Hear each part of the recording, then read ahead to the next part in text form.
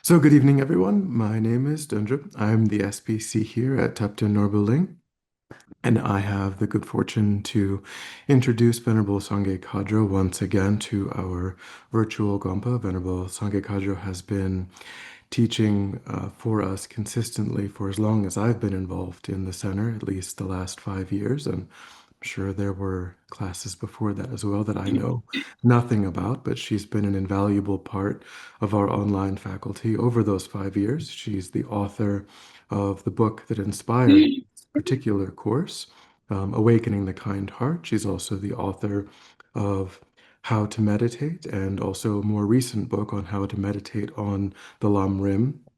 And she's taught for us, as I said, both in person and in our virtual Gompa, and we are working actively on having her return to Santa Fe in a year's time. So be on the lookout for that. That is actively in the works.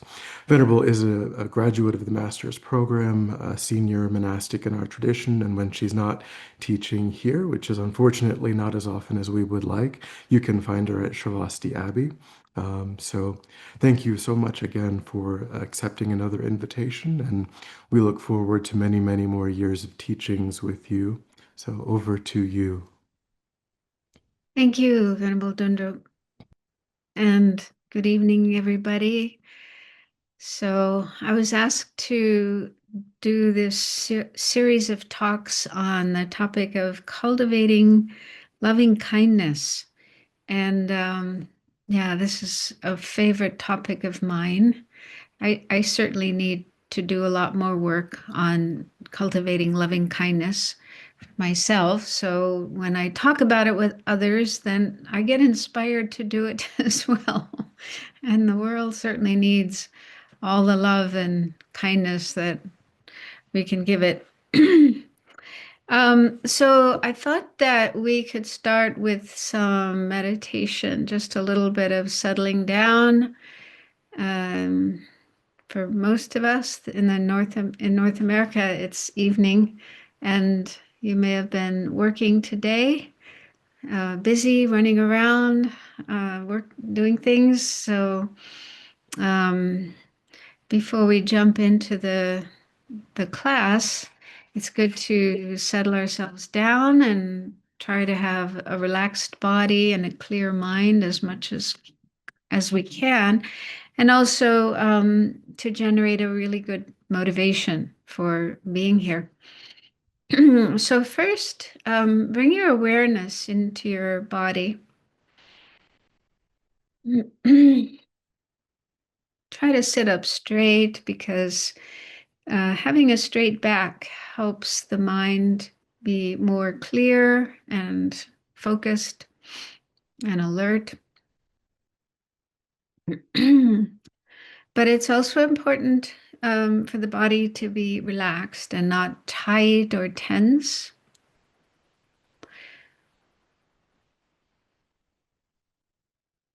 Just check to see if there is any tension anywhere in your body, maybe in your back or your shoulders.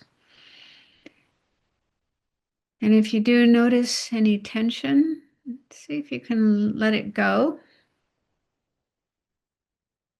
You could imagine it melting, then flowing out of you and sinking into the ground beneath.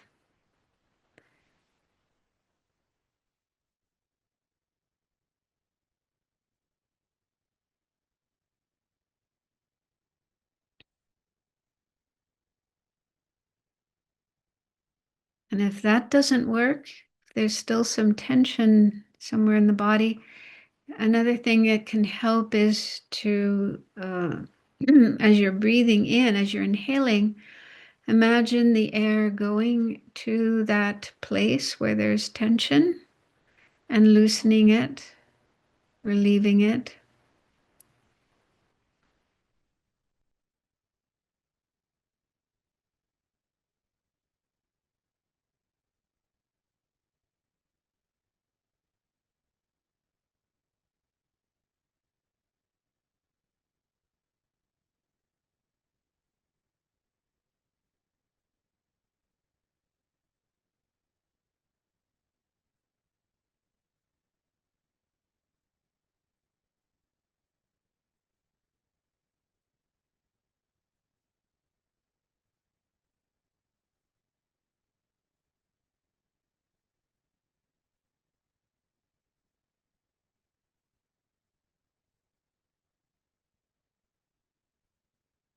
And then continue to breathe in a natural way and be aware of the breath coming in and going out.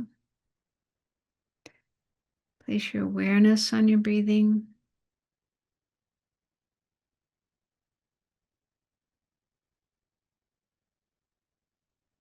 And let your mind settle down.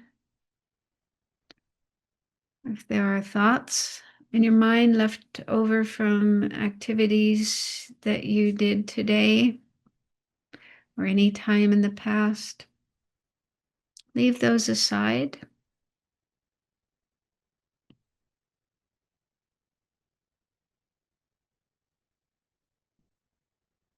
And likewise, if there are any thoughts about the future, later today, tonight, tomorrow, the weekend, and so on, leave those aside as well. Just let your mind, your awareness be right here in the present moment and in the present place, wherever you are right now.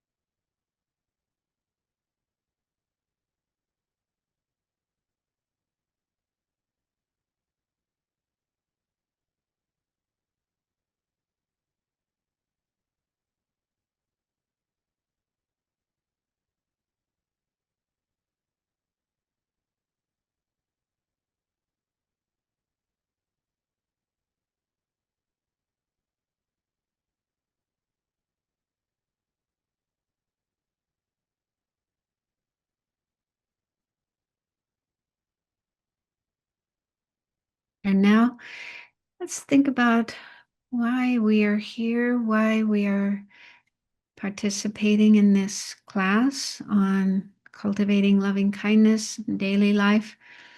So it's most probably because we want to be happy. Our teachers, Tibetan lamas, always say that all living beings, all sentient beings want to be happy and want to be free of suffering. This is something we all have in common.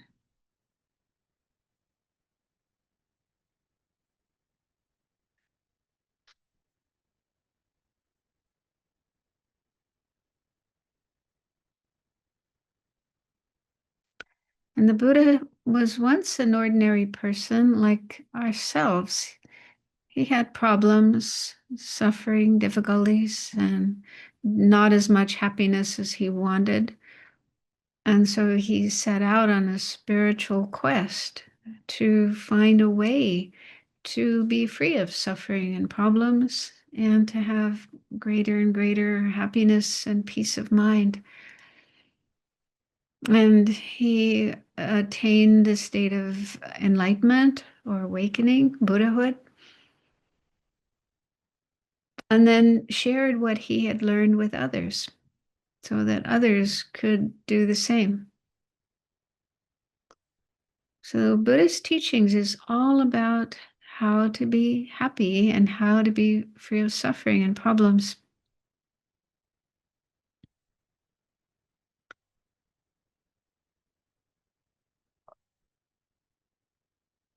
And it's good if we can try to have the same motivation the Buddha had.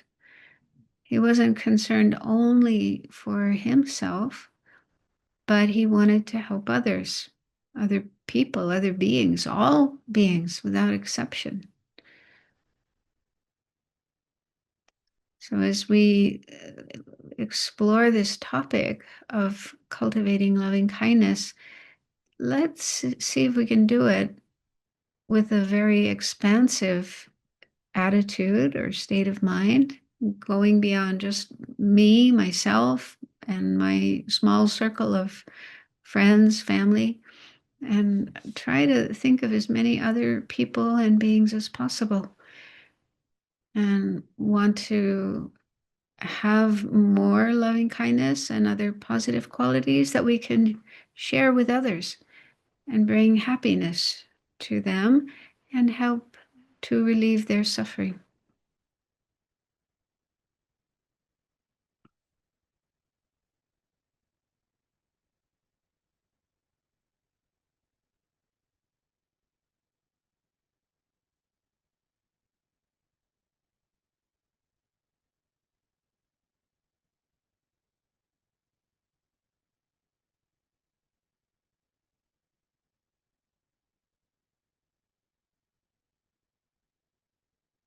Okay, so we'll do some more meditation a little later.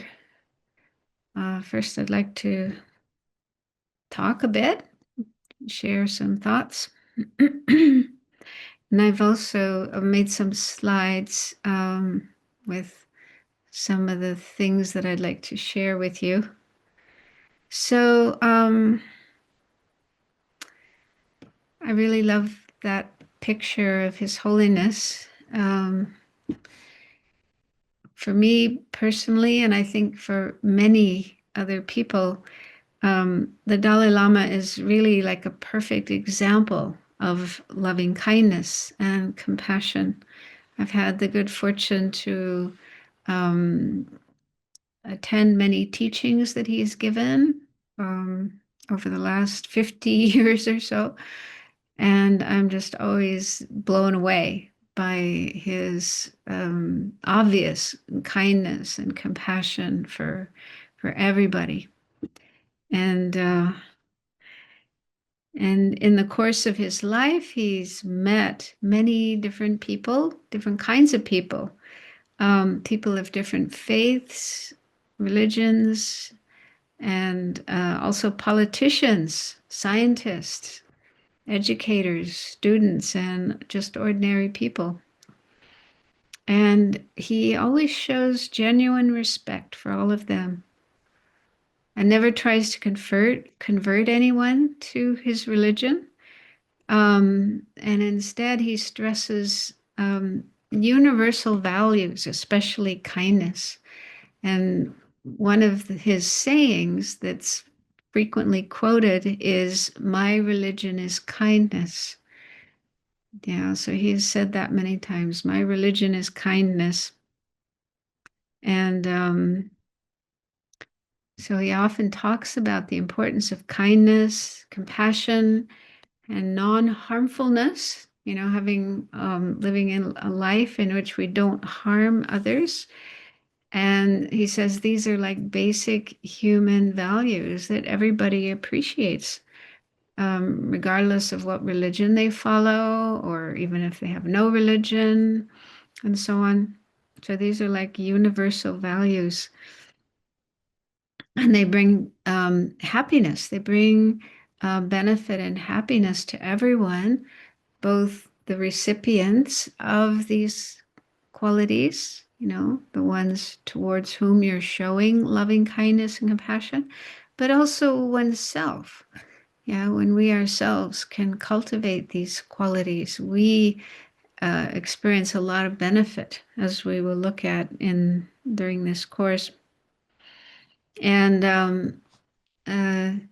these sort of ideas and values are clearly explained in a couple of his books. Well, many of his books, but a few that I'm thinking of are one is called Ethics for a New Millennium, where he proposes that, yeah, a sort of universal set of ethics is based on kindness and compassion and non-harmfulness. And another book he wrote is called Beyond Religion, which also expresses similar ideas. So, and the next slide. So one place where we find mention of loving kindness in Buddhism is the four immeasurable thoughts. And those are shown on the next slide. Yeah, there we go. So this is a prayer you may have encountered. It's often recited in teachings and pujas and so on. And it's called a prayer of the four immeasurable thoughts. There are different versions of this prayer. This is the short one. And there's also a longer version that I'll talk about later, but I wanted to start with this shorter version of the four immeasurable thoughts. And these four immeasurable thoughts are, I think they are found in all traditions of Buddhism, not just Tibetan Buddhism, in Theravada Buddhism, kind of Buddhism found in Southeast Asian countries like Thailand, Burma, and so on. They also have teachings and meditations on these four, but they instead of immeasurable thoughts, they're called another term. Brahma Vihara is the Sanskrit or Pali term, which translates as divine abodes. But it's basically the same for positive thoughts. And so these four are first loving kindness, that's expressed in the first line. May all sentient beings have happiness and its causes. Then, second is compassion. May all sentient beings be free of suffering and its causes. And then, third is uh, sometimes it's called empathic joy or sympathetic joy. And this is expressed in the line that says, "May all sentient beings not be separated from sorrowless bliss." And then the fourth is equanimity. May all sentient beings abide in equanimity, free of bias, attachment, and anger. So, what I thought to do in this series of talks, we have six evening talks. So I thought to start with loving kindness and you know, explain that and also how to meditate on it, how to cultivate it. But I also thought to talk about the other three of these four immeasurable thoughts, because all of these four are quite interconnected. And we really do need to develop all four and not only one. They sort of complement each other. And this is particularly, even though these four are found in all traditions of Buddhism, but they're particularly important in the Mahayana, where our goal, what we aim for is enlightenment, Buddhahood, to be able to benefit all living beings. And we need to cultivate what is called bodhicitta, the mind of enlightenment. And so that is the aspiration to become a Buddha to help all living beings, and then engaging in whatever practices we need to do to bring that about, to accomplish enlightenment. And earlier this year, here at the Sravasti Abbey, we had a visiting teacher named Geshe Samdrup, who is he's part of the household of or the kamsen of Serkon Rinpoche, and he was in America, and we invited him, and he was teaching Atisha's Lamp for the Path to Enlightenment. And he said something one day that I hadn't heard before, and I found it really intriguing. He said, the four immeasurables are essential for developing bodhicitta. They start with love and then compassion, which is a necessary seed or main cause for bodhicitta. It's great compassion that is the main cause for entering the Mahayana path. When one attains that, i.e., great compassion, one's Mahayana lineage is awakened.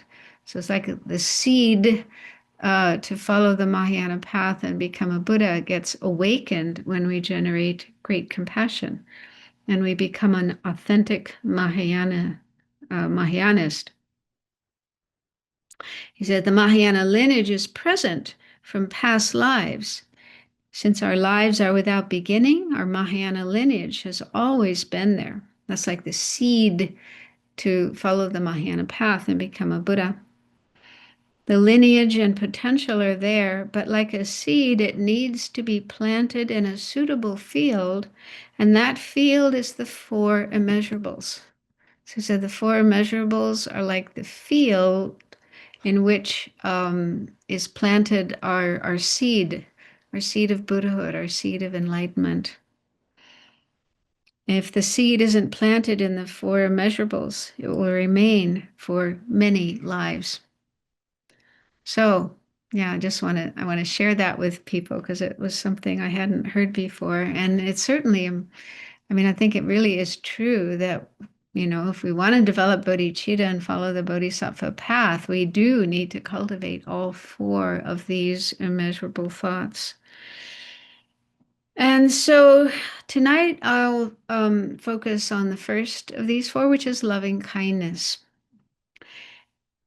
And that is explained as wishing others to have happiness, wishing others to be happy, and also to have the causes of happiness.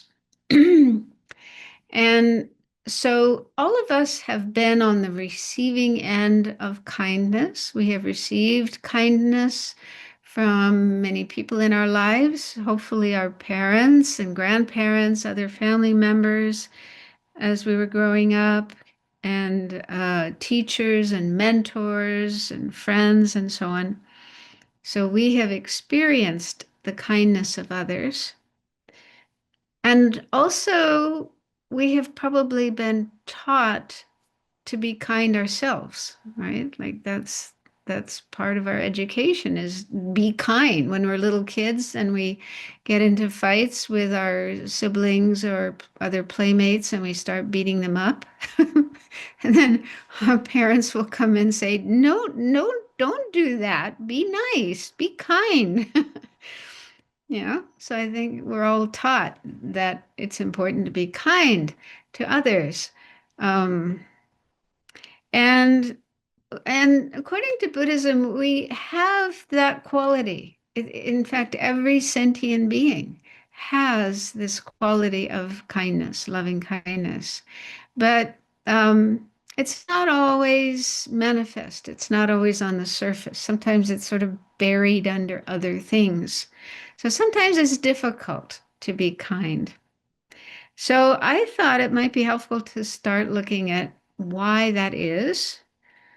So I came up with the next slide shows just some ideas that I have about why we sometimes find it hard to be kind. And so one is personal suffering.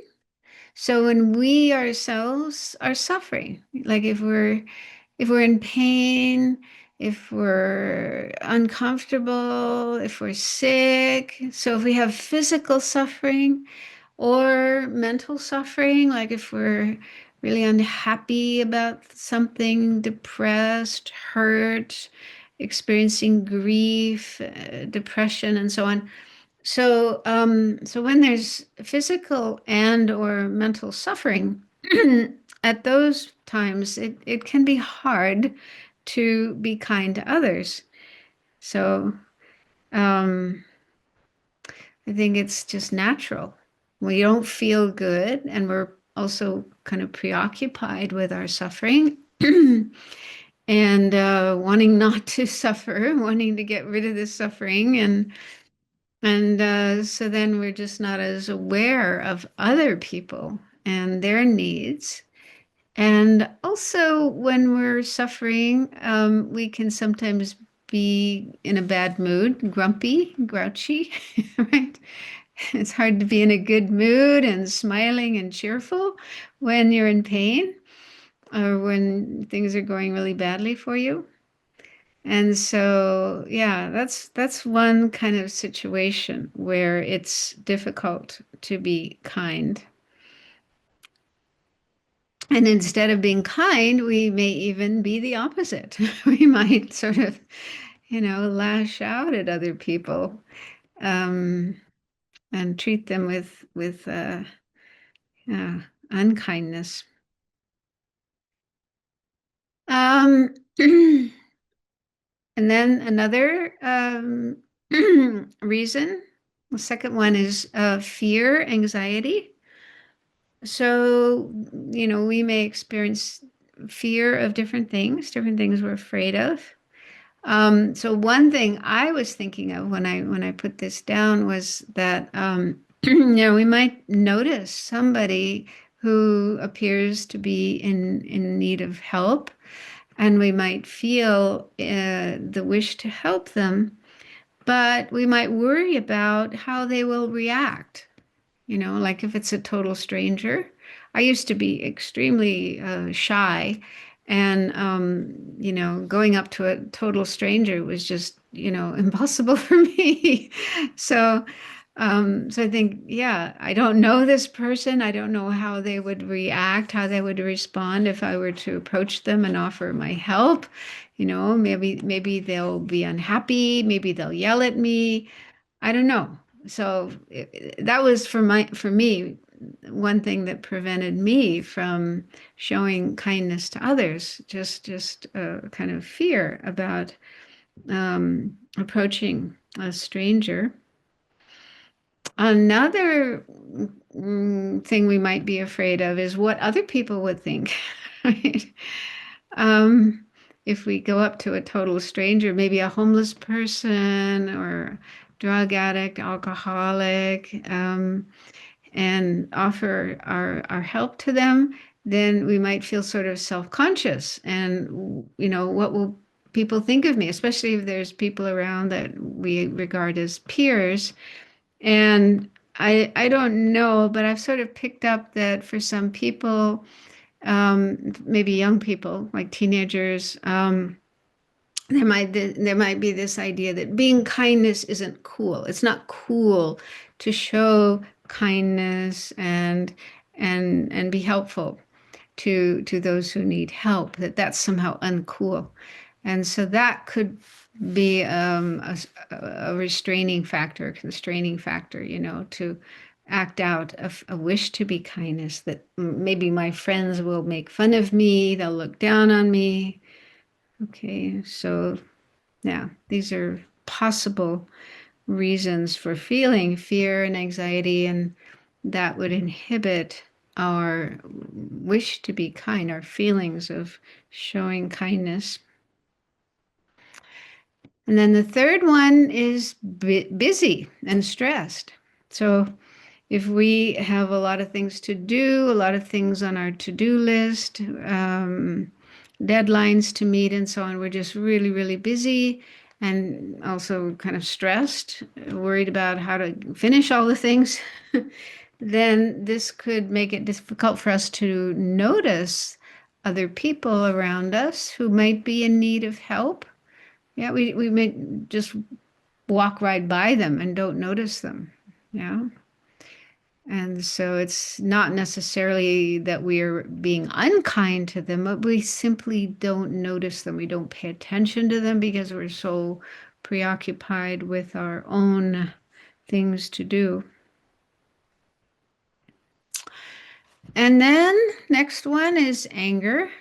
So, um, so there were different reasons for being angry. So often our anger is because of the way someone treats us. Yeah, someone talks to us in a certain way, acts in a certain way, does something hurtful or something unacceptable to us, and we're angry at that person. Then that kind of blocks our wish to be kind to them, right? I think it's almost impossible to be kind at the same time as being angry. Those two things are like opposites. So as long as our mind is caught up in anger towards somebody, then very, very difficult, if not impossible, to be kind to that person. And instead, we probably feel like hurting them, doing something unkind, hurtful to them.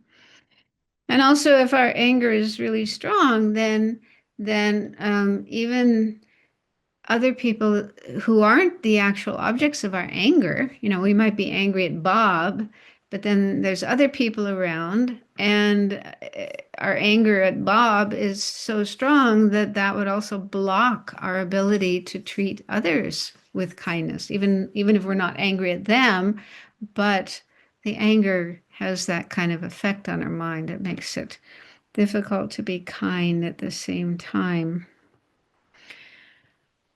So, anger, this is a huge topic. Well, maybe yeah, we'll look at that later, how to deal with anger. But this is probably one of the main factors that makes it hard for us to be kind if we're feeling angry. And according to Buddhism, anger really doesn't do any good. It doesn't help anybody. Doesn't help us. It doesn't help the other people around us. It just has negative consequences. So maybe we think that if we get angry at somebody, then we'll teach them a lesson, and then they will learn, you know, how they should have behaved and how they should have talked, and but probably not. If we just act in an angry way, we express our anger towards that person, they're probably just going to get defensive and maybe angry in return and lash out at us in return, and then it becomes an argument. So anger is not is unskillful, even in situations where someone has behaved in a harmful way, and unwise, unskillful, harmful way. But there are better ways of dealing with that person, of teaching, guiding, helping that person, rather than just being angry. So this is something else that can be going on in our mind that blocks our kindness. Next on the list is arrogance or pride. So this is where we feel superior to another person or other people. Maybe we feel superior to everybody. And so we're looking down on everybody. And with an attitude of arrogance, it's not possible to be kind at the same time. Yeah. I mean, we might pretend to be kind, but it's more like condescension rather than genuine kindness. And people will probably feel that. So, an attitude of arrogance, superiority, self importance, I am better than everybody else, looking down on everybody else, that is another big obstacle to genuine kindness. So, this is something that could come up in our mind with respect to certain people we see or meet, like homeless people or drug addicts or people with mental illness. Um, yeah, we feel they're somewhat beneath us. And then, we don't really want to get involved with them, don't want to reach out to them, and so on. Or even if we do, it's not genuine kindness. Okay, so that's something to be on the lookout for. And then next is self-centeredness. So self-centeredness is when we're preoccupied with feeling I am the center of the universe, the most important person of all, and everything to do with me is really, really important, and everyone else is secondary. Everyone else's problems and needs and so on are secondary to my own. So this can cause us to be unaware of others and their needs, uh, what would be beneficial for them. And I put attachment here together with self-centeredness because um, self-centeredness can also lie behind certain ambitions that people have, ambitions, desires like wanting to be wealthy, wanting to have a lot of things, a lot of uh, fame and climbing the social ladder, the corporate ladder, and so on. So self-centered attachments. So if we are preoccupied with those, and those take the center part of our life, our life revolves around those. So again, we're mainly focused on me, my wishes, my needs, and not we don't have space in our mind to think of others, to be kind to others.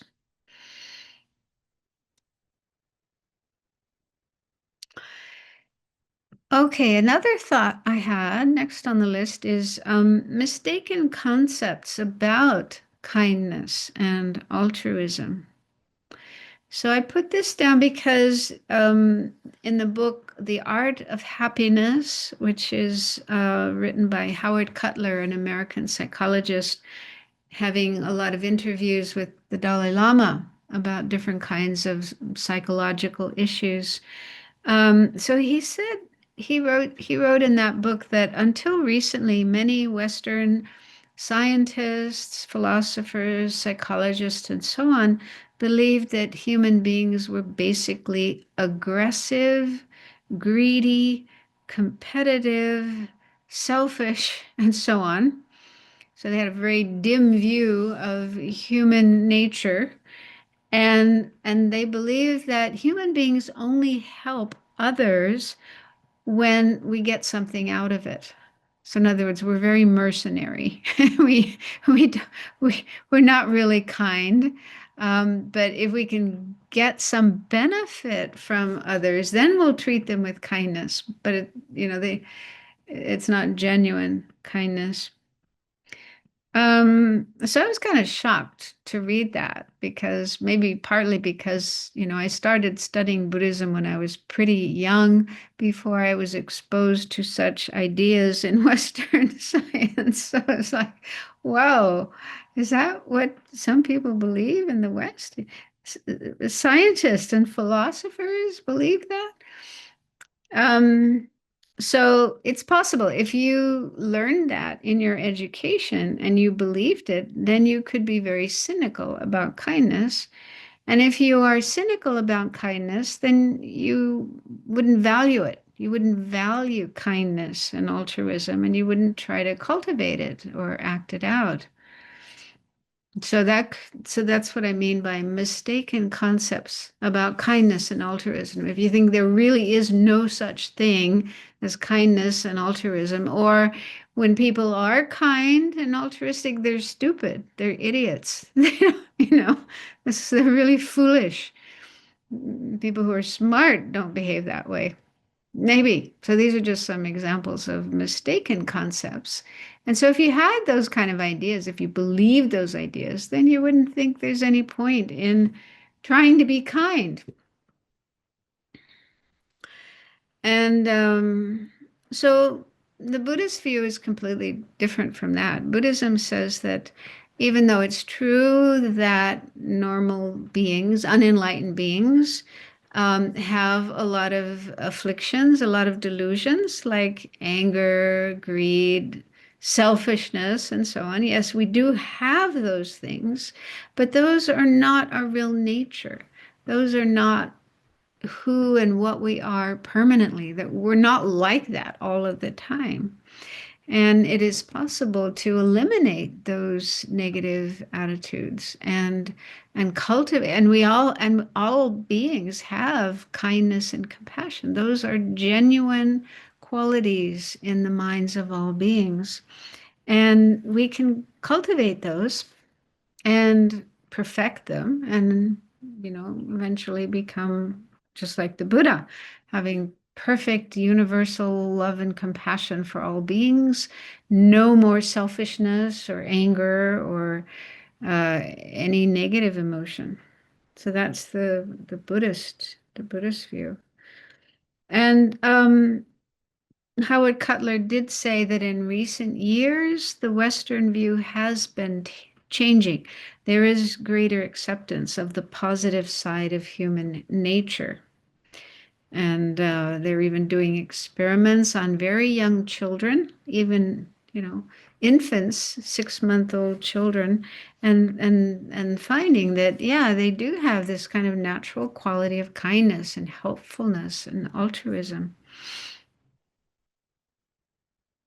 So, so I think that's really good news that at least some Western scientists and researchers have taken an interest in positive qualities like kindness and compassion, and they're doing research on them and also doing research on uh, meditation, doing meditation to cultivate compassion and kindness. And they're finding that there is evidence that those meditations do help, are helpful.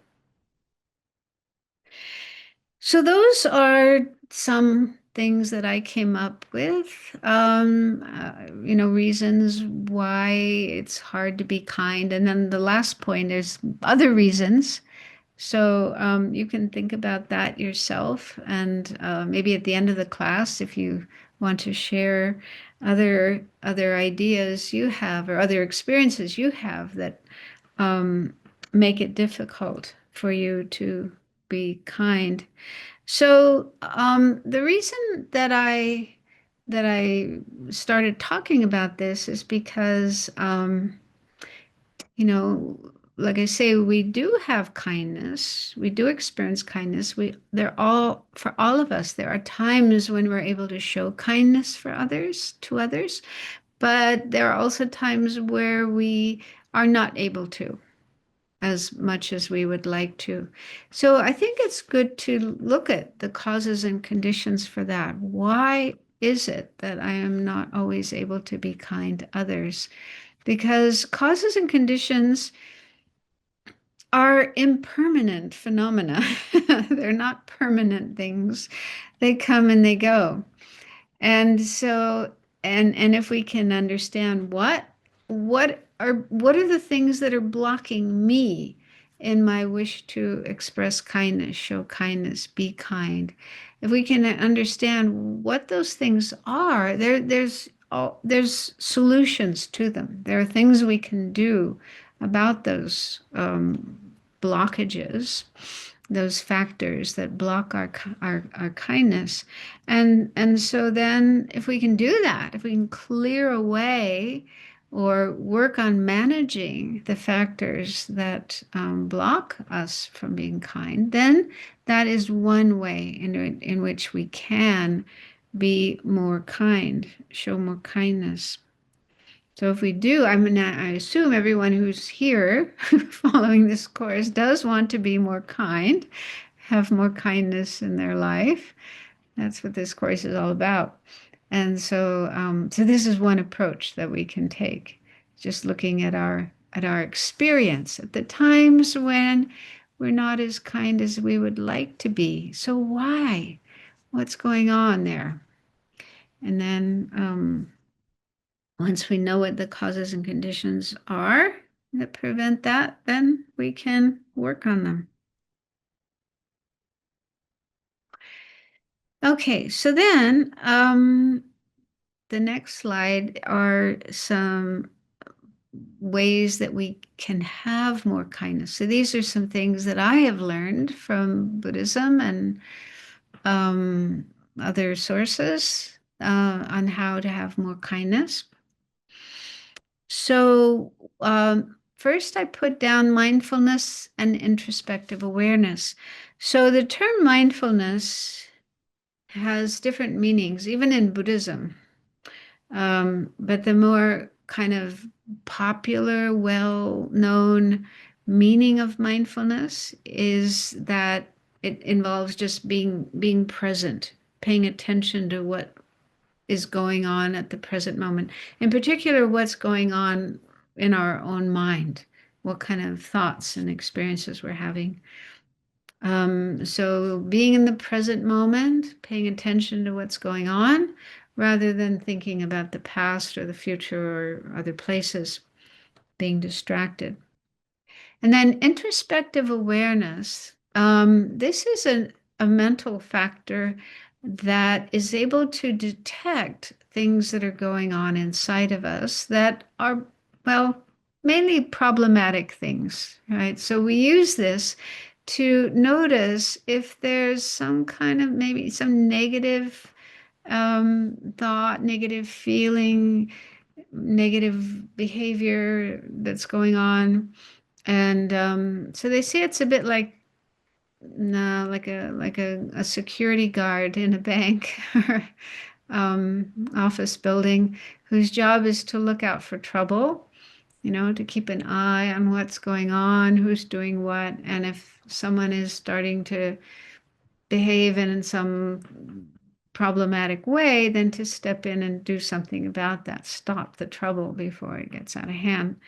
So that's what this mental factor does. It watches our mind, mainly our mind, and looks out for troublesome states of mind, like anger, irritation, arrogance, and so on. And so if we can cultivate these two qualities, which we do, I mean, in meditation, these are two very, very important, essential qualities to cultivate in meditation, but also in our daily life.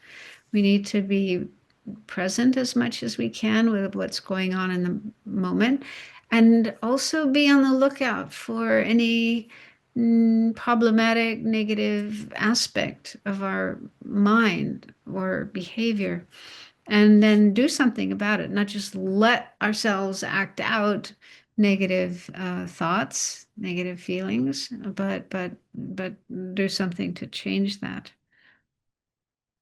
Um, So, yeah, the ideal thing is to be able to recognize, like, I'm starting to feel angry at somebody, and then do something about that. At least stop myself from acting out that anger because that's very unkind. The opposite of kindness is to explode and speak in a hurtful, abusive way to somebody, right? So again, if we want to be kind, then we should try to avoid that kind of behavior. Um, so yeah, so these two mental factors, mindfulness and introspective awareness, can really help us to um, stop ourselves from unkind behavior and instead act in ways that are kind and helpful.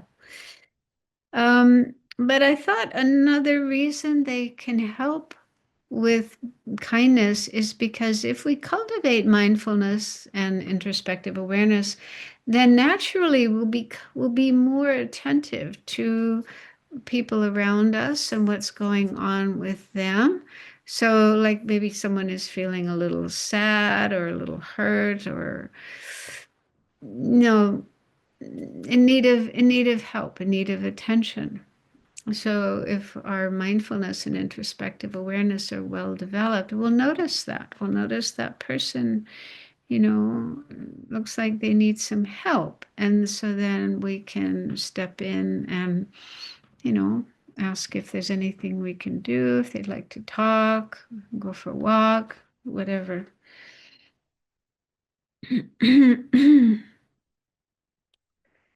Um, and then the second point is learn how to counteract afflictions that interfere with kindness. So that's like what I mentioned on the previous slide: anger, arrogance, selfishness, attachment. Okay, so those are afflictions or delusions, mental states that come up in our mind and can interfere with our ability to be kind. And each of these afflictions or delusions uh, has different antidotes, different methods we can use to counteract them. This is like a whole subject in itself, but um, just to know that within Buddhist teachings, there are lots of different antidotes or tools that we can use to deal with these different afflictions. I won't go into them now, but you're welcome to ask about them, and I'll be more than happy to talk about them. Um, but just for example, for anger and hatred, um, there's patience, learning to be patient, and also loving kindness. Loving kindness itself is an antidote to anger. So the more we can cultivate love and make ourselves familiar with love, the less likely we'll be to have anger and hatred to begin with, or even if they arise, we'll be able to stop them more quickly um, than otherwise. So just to know that there are these tools for dealing with afflictions, and we can talk about those more later. But with regard to this point, this one thing we need to be careful of is that I don't know, all of you, I think some of you have been studying Buddhism for a long time. Some of you might be a little bit new, but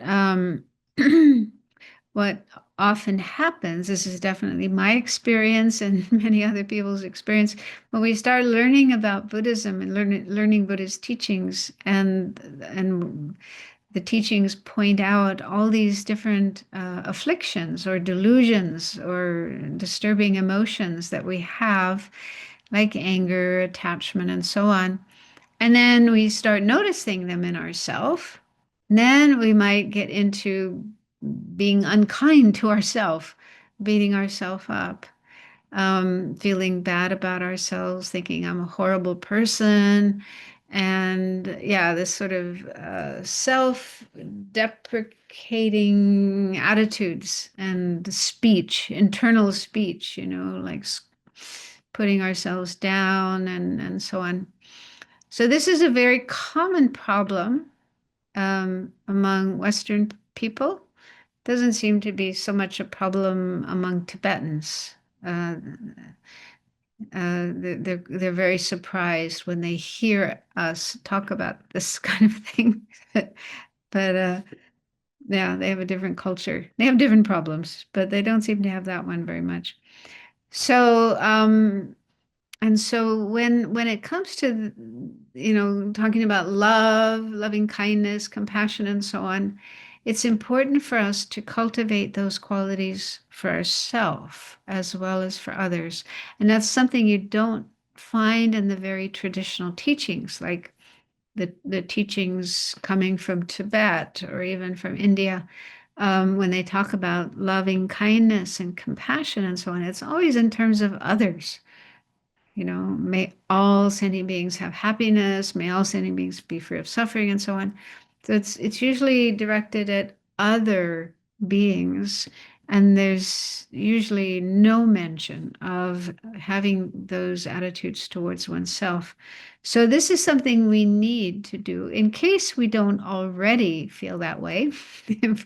And especially if we have a lot of anger, hatred, criticalness, you know, having a very negative view towards oneself, then it's important to recognize that is not a healthy attitude to have and not let ourselves indulge in that, but instead um, counteract it and learn to have love and kindness towards oneself. So this is an area where this can come up. When we start working on afflictions in the mind, we start noticing the prevalence of our inner afflictions. And then this can sometimes lead to very negative views of oneself and a lack of kindness, a lack of compassion, a lack of patience with oneself.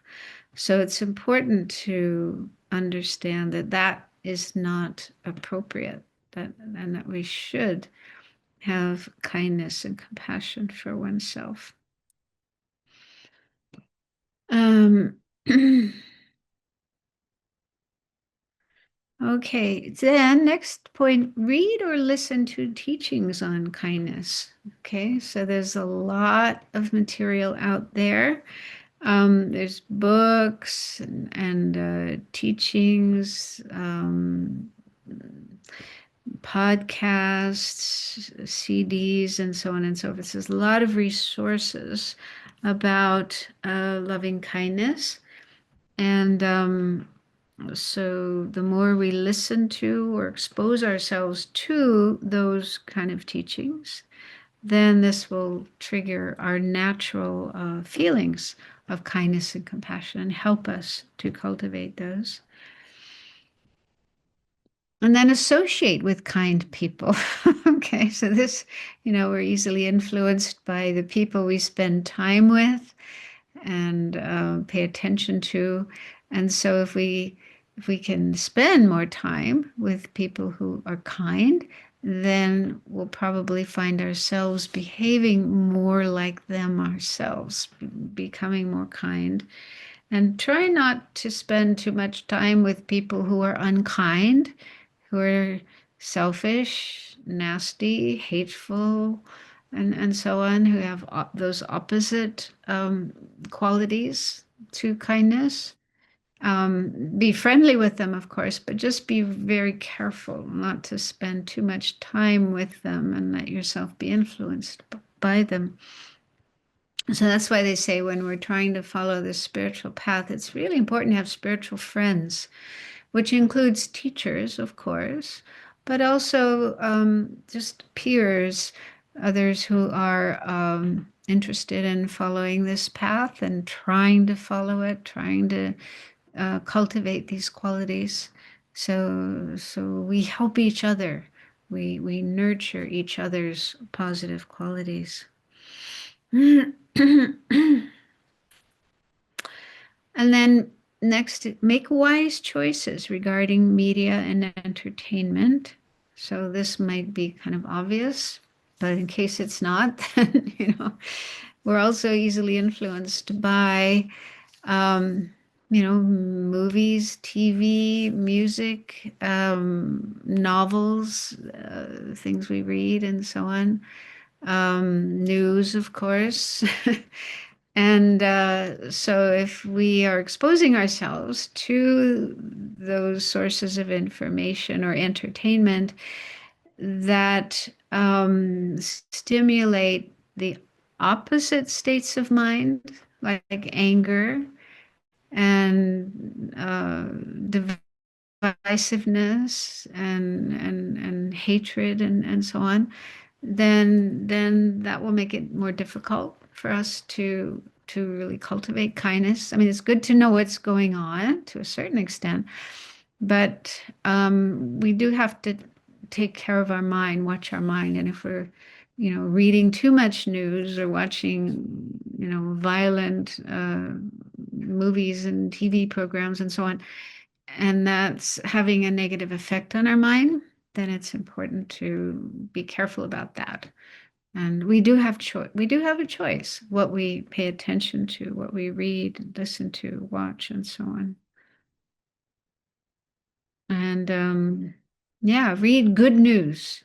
This is the Good News Network, and um, so reading and hearing about stories of other people's kindness or movies, entertainment that show kindness. So this can inspire us to be more kind. And then meditate on loving kindness. So during these classes, we will do some meditation. So as I mentioned, according to Buddhism, we do already have this quality of kindness and love and compassion and so on. They are part of us, part of our mind. And the whole point of meditation, the meaning of meditation, is to make ourselves more and more familiar with these states of mind. So we meditate into that state of mind. We cultivate that state of mind, like loving kindness. And then we try to hold on to it as long as we can. Keep our mind in that state as long as we can, even if it's just for a few seconds or a few minutes. In that way, our mind is getting familiar, habituated to that state of mind. And then gradually, the more we do that, then the more that just becomes our natural way of being. Um, so, hmm. So I have something here. Uh, I'll read. It's from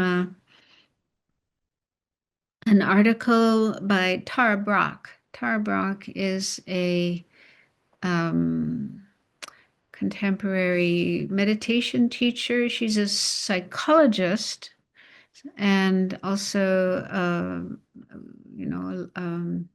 trained meditation teacher. And she has podcasts and she's written books uh,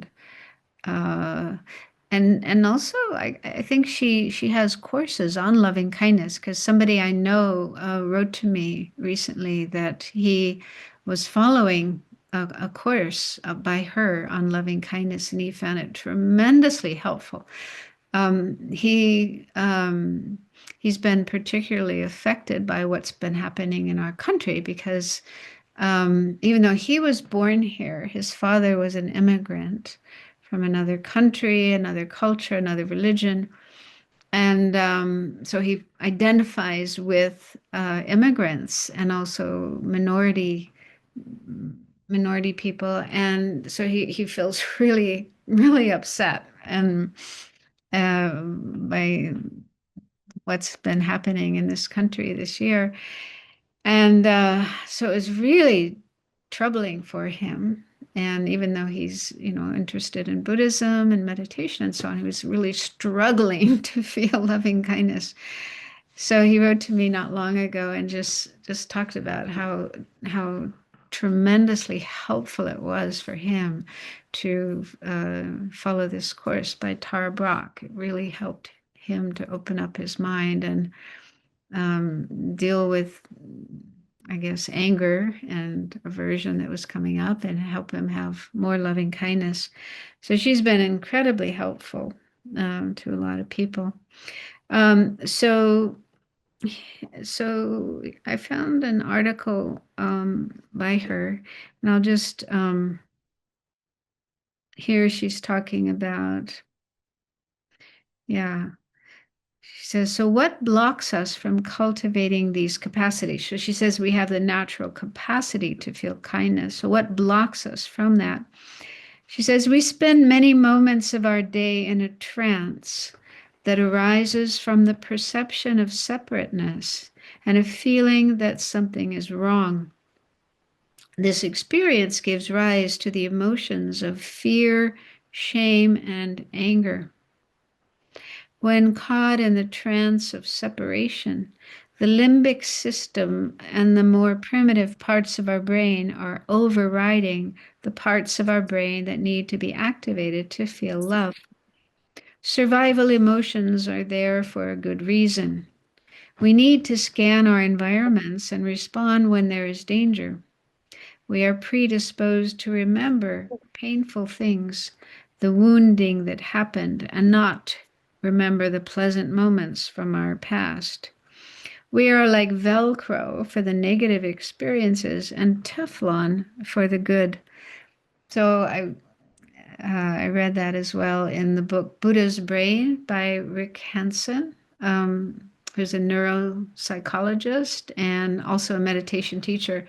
And so he kind of gives that same, he says the way that our brain works is that it pays more attention to negative experiences and less to positive experiences.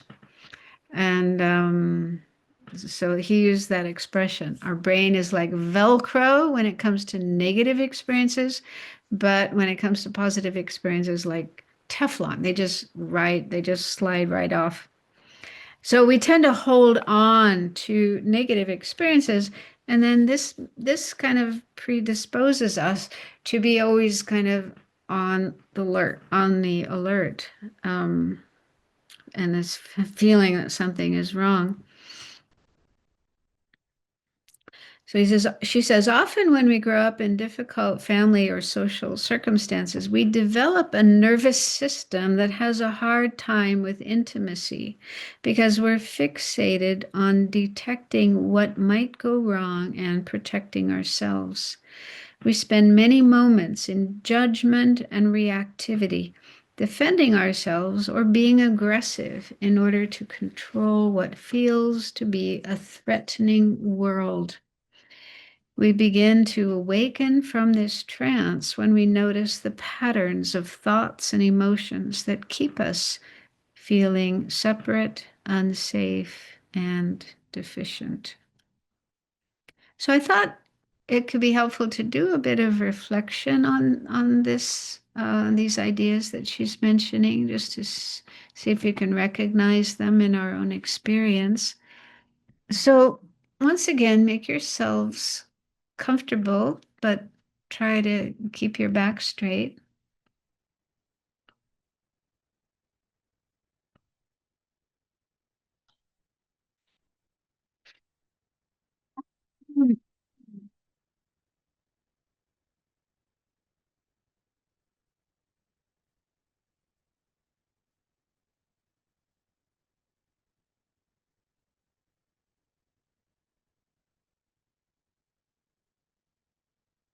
And now bring to mind an encounter that you had recently with somebody, something that's still fresh in your mind, maybe today or yesterday.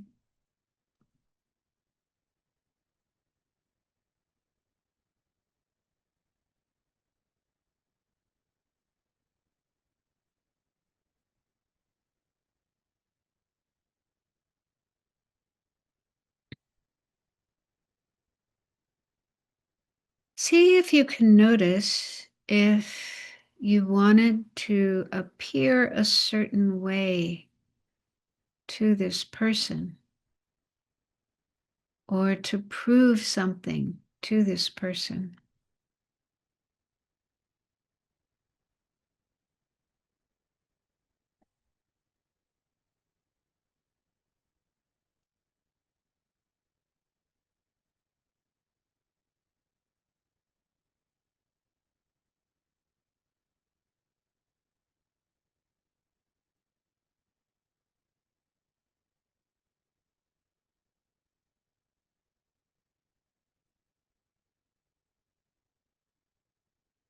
Or maybe you wanted to get something from the person like approval.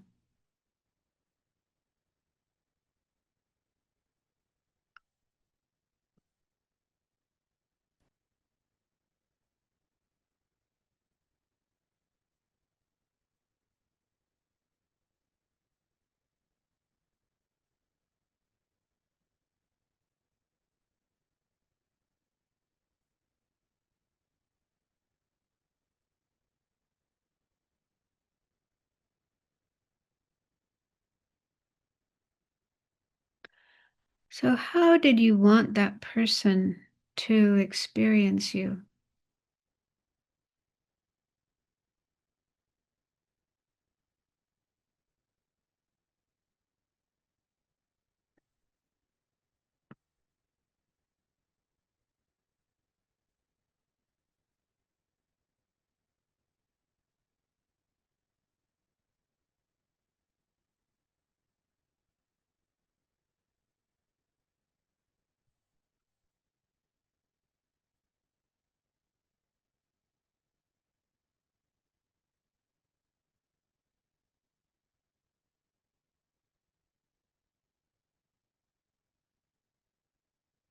Were you trying to avoid being judged for something?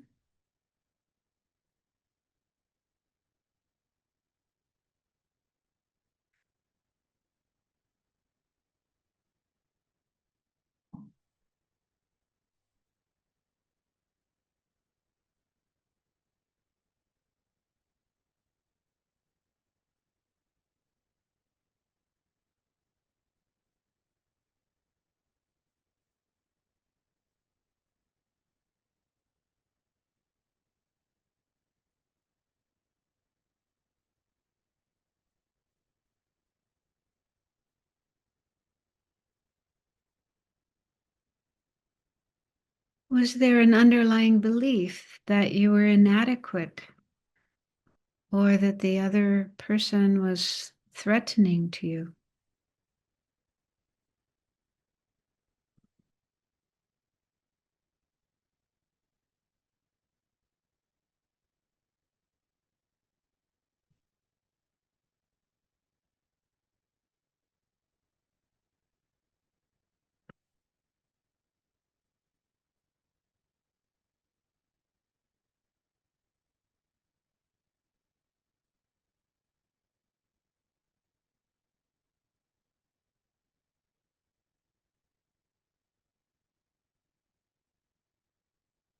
Were you trying to get that person to be different in some way?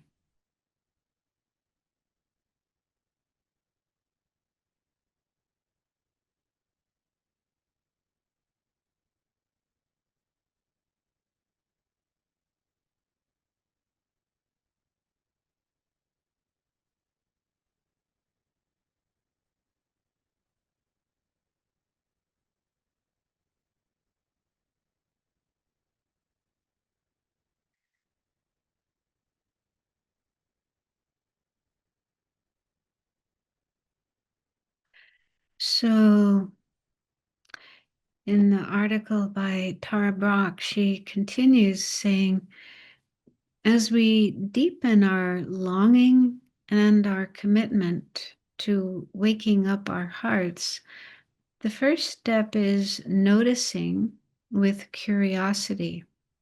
What is my pattern? Is there an agenda? Are there beliefs that keep me feeling distant and endangered?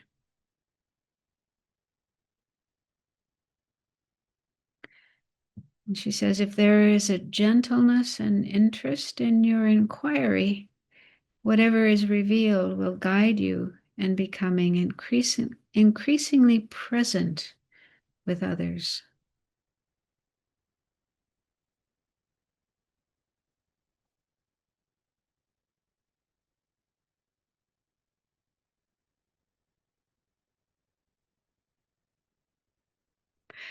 So, point is that there may be things within our habitual way of thinking about ourselves, like the sense of self that we have, the way we view ourselves, and also the way of ourselves in relation with others, how we see ourselves in relation to others. So there may be things about that that are kind of like blocks, obstacles to um, feeling loving kindness and also expressing, showing loving kindness. And so it's important to pay attention, as she said, to what kind of thoughts and feelings are going on in our mind when we are with others, when we encounter others, and detect if there are any of these that are more sort of um, yeah, things that keep me feeling distant, separate, and maybe threatened by others, endangered by others. So if those are there and we don't recognize them, then any attempts we make to have more love and compassion and kindness and bring those into our relationships with others will not be successful. So this is something we need to do on our own. We work on our own, or with the therapist if you have that kind of relationship with someone. So maybe I could stop here and see if there's any questions, anything you would like to ask about, or anything you would like to share, like related to that first slide I showed of um, the reasons why we may sometimes find it difficult to feel loving kindness and express loving kindness. So if you have any other insights from your own experience on that you would like to share, then please do so. Sorry, there's a bug crawling on my computer. I don't want to squish it. Oh, okay, Jai, would you? Yeah, I prefer it pronounced J if you don't mind. Oh, Jay. Okay, thank you. Okay. Um, Now I have delved into this topic deeply, and one of the biggest issue for me is I have a strong sense of social desire for social justice. So it is more, rather than individuals, it would be more political systems that I get distressed about and certainly angry about, and certainly corporations abusing people, particularly me. But it's like, um, yeah, I find I don't know how to apply Buddhism to this issue. So any advice you can give me would be so appreciated. So, like corporations or governments ripping people off, harming people, and so on, those are issues that you get angry about, you get upset about. Yeah. Yeah, yeah. Oh, indeed. Indeed. I Yeah. get ropeable, as a matter of fact. Yeah, yeah. I mean, I think that's pretty common. I get pretty upset too when I hear certain stories and how can people behave that way? How Yeah. can they get away with it? Yeah. Well, what comes to my mind is uh according to Buddhism, I don't know how much you've studied Buddhism, but Buddhism talks about samsara. Samsara is the term given to, it's not a physical or geographical situation, but it's more of a psychological situation.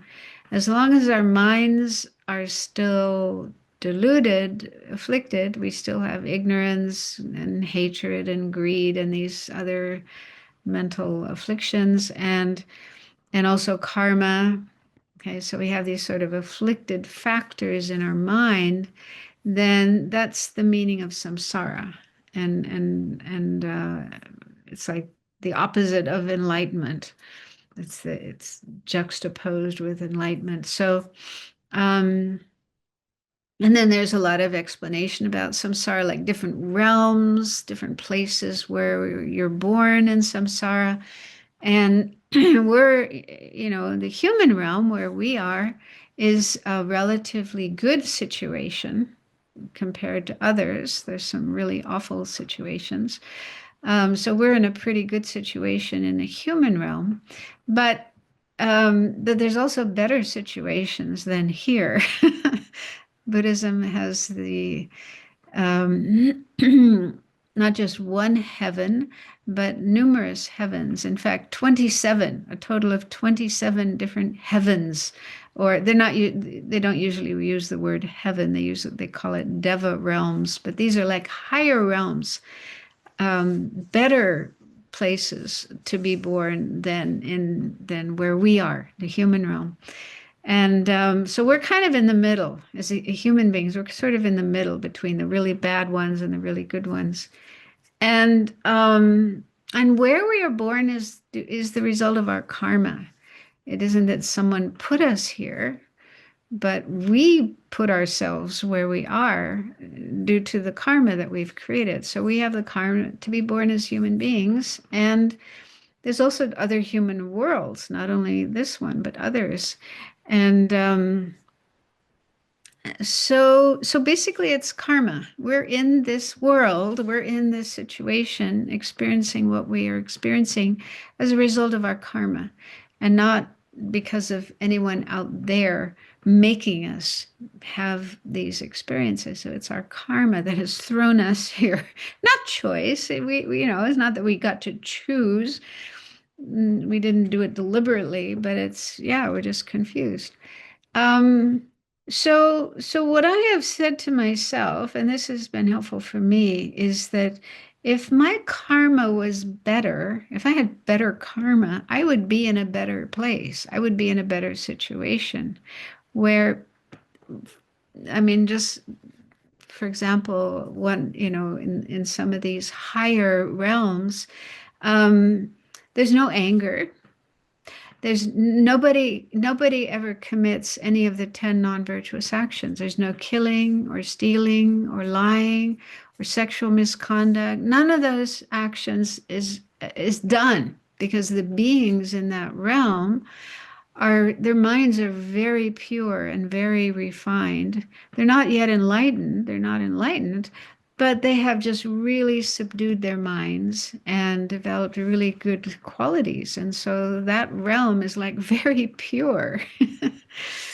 And so if you can believe that, you may have trouble believing that, but then you think, okay, so why am I here and not there?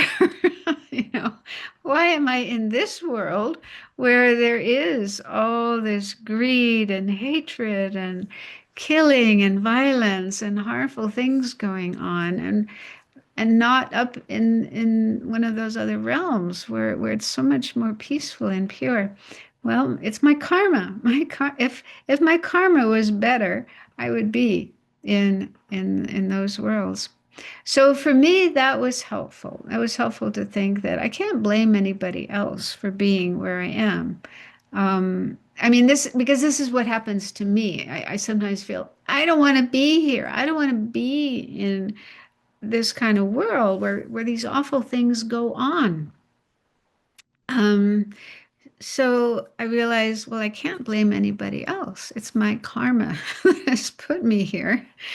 But another thing is that it's said that in this kind of world where these awful things go on, this is a really good place to practice the Dharma. If we were in a completely pure world where everybody was nice to everybody else and there was no suffering and no ugly things going on, it would be more difficult to practice. Not that we want those awful things to happen, of course, we don't want them to happen, but the fact that we can't stop them, we can't stop all the wars and all the corruption and the greed and so forth.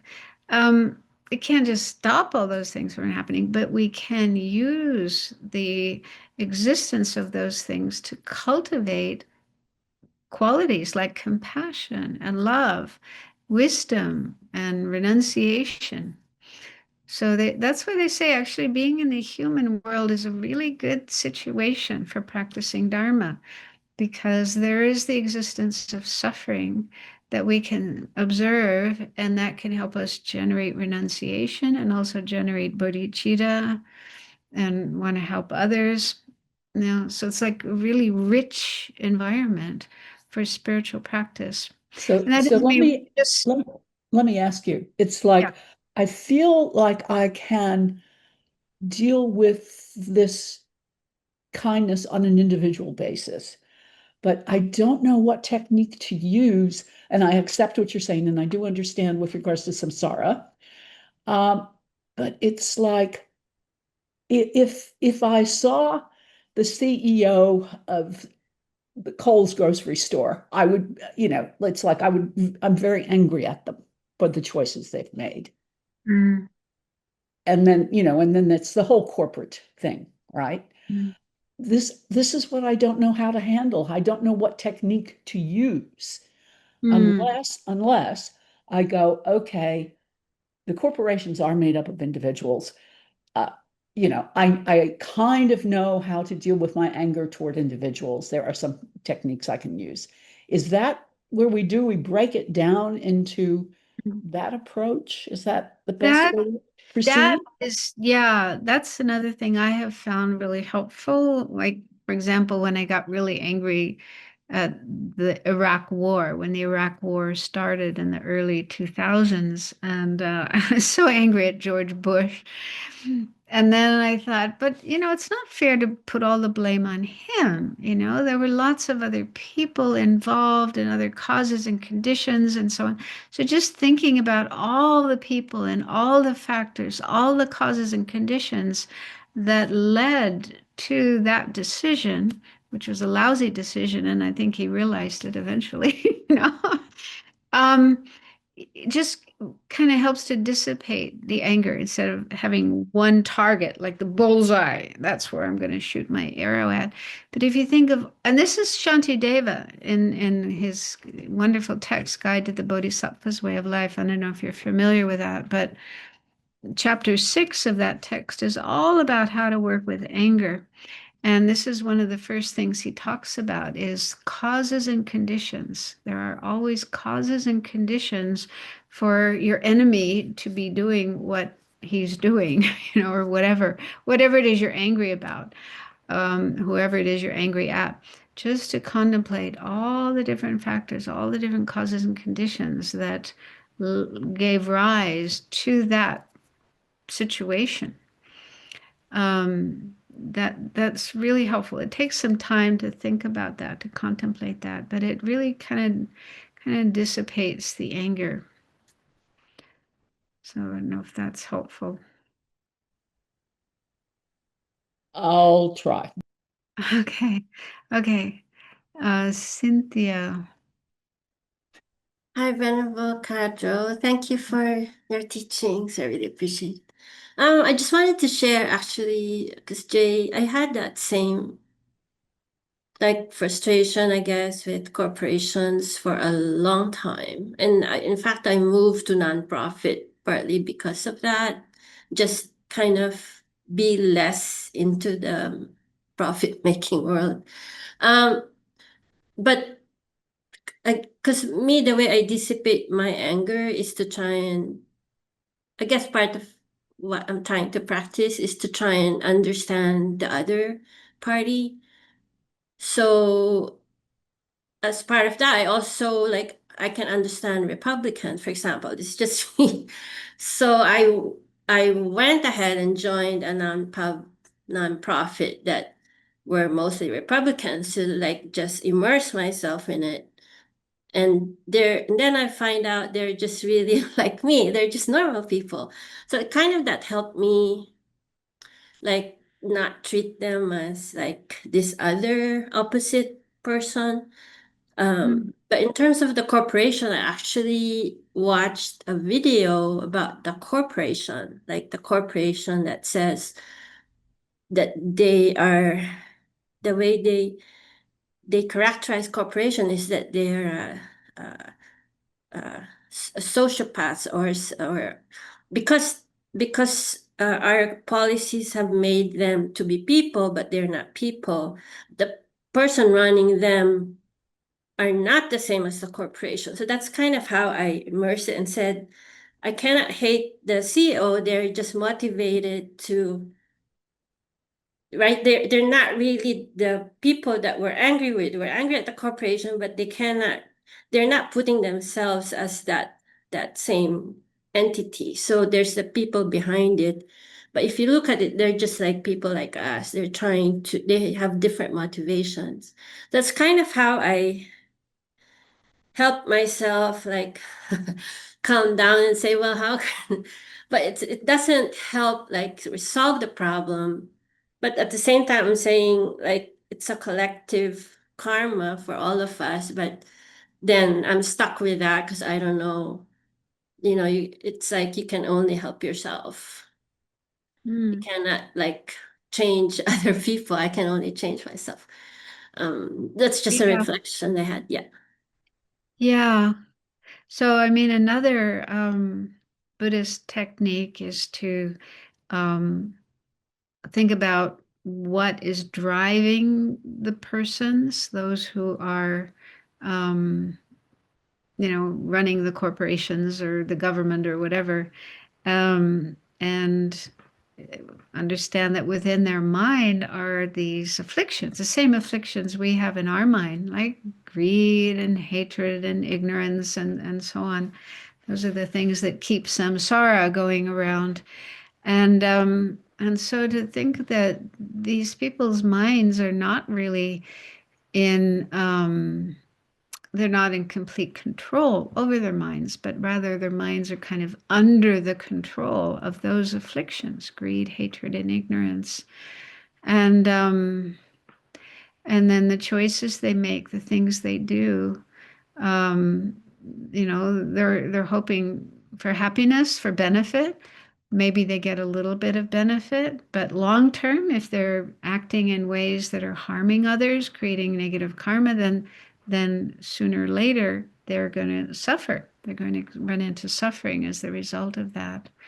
So contemplating, afflictions and karma with respect to the people, like the CEOs or whoever it is that's doing harmful things. So that can also, it takes some time to contemplate, but if you do that, that can also turn anger around and feel compassion instead of anger towards them. So we'll talk more about this next week. And I'll start the class next week. I was going to do another meditation on loving kindness, but I'll do that in the beginning of next week's class. And then, talk more about how to have loving kindness for difficult people. Yeah. So we'll stop there for tonight, and let's make a mental dedication of the merit, the positive energy that we've created from spending this time together with a good motivation. So, merit or positive potential is the cause of happiness and spiritual growth. So, let's wish that not only ourselves, but everyone else, all other beings, will gain happiness and benefit, and especially that their minds will change, that they will learn to be more loving and kind and compassionate and wise and skillful and less driven by afflictions like anger, greed, hatred, and so on, and ignorance. And may it help all of us go in the direction of enlightenment and reach the state of enlightenment as quickly as possible.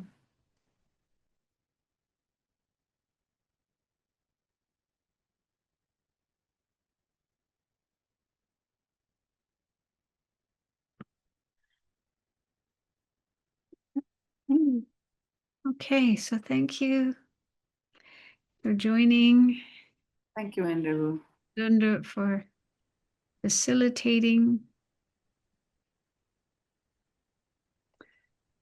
So, Many thanks.